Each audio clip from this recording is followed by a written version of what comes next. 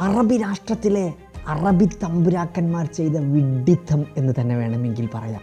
സ്വന്തം മടയിൽ പാമ്പിനെ വളർത്തുന്നത് എത്ര വിഡ്ഢിത്തമാണെന്ന് അമേരിക്കൻ സൈനിക താവളങ്ങൾ അറേബ്യൻ മണ്ണിൽ അനുവദിച്ചത് തന്നെ അറബി തമ്പുരാക്കന്മാർ ചെയ്ത ലോക മണ്ടത്തരം.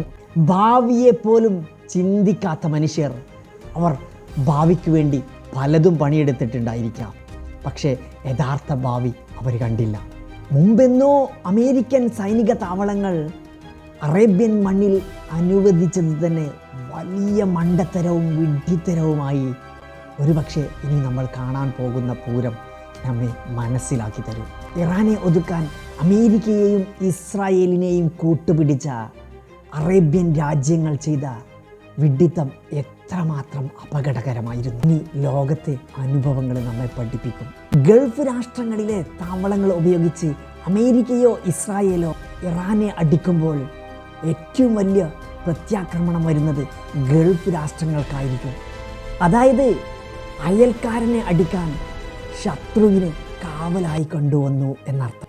പക്ഷേ ആ അടി കൊള്ളാൻ പോകുന്നത് പശ്ചിമേഷ്യയിലും അറേബ്യൻ രാജ്യത്തുമായിരിക്കും. മാത്രവുമല്ല, ലോകം മുഴുവനും അതിൻ്റെ ചലനങ്ങൾ സൃഷ്ടിക്കപ്പെടും. ലോകത്ത് ഇനിയും ഒരു മൂന്നാം ലോക മഹായുദ്ധമോ? അമേരിക്ക വർഷങ്ങൾക്ക് മുൻപ് ഇവിടെ പ്രയോഗിച്ചത് ലോകം കണ്ട ഏറ്റവും വലിയ കുതന്ത്രമായിരുന്നു എന്ന് ഇപ്പോഴും അറേബ്യൻ ലോകം തിരിച്ചറിഞ്ഞിട്ടില്ല. അമേരിക്ക ചെയ്ത ഏറ്റവും വലിയ കുതന്ത്രം ഇതൊന്നുമായിരുന്നില്ല.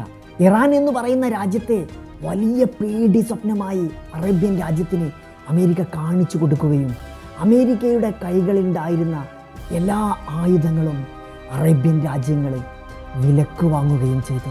ചുരുക്കി പറഞ്ഞാൽ അമേരിക്ക ഗൾഫ് രാഷ്ട്രങ്ങളെ കൊണ്ട് കോടിക്കണക്കിന് രൂപയുടെ ആയുധങ്ങൾ വാങ്ങിപ്പിച്ചു എന്നർത്ഥം. ആ സുരക്ഷാ വാഗ്ദാനം സ്വീകരിച്ച് മണ്ണിൽ താവളം നൽകിയവർ ഇന്ന് ഇസ്രായേലിൻ്റെയും അമേരിക്കയുടെയും ചതുരംഗ കപ്പലിലെ കരുക്കളായി മാറി.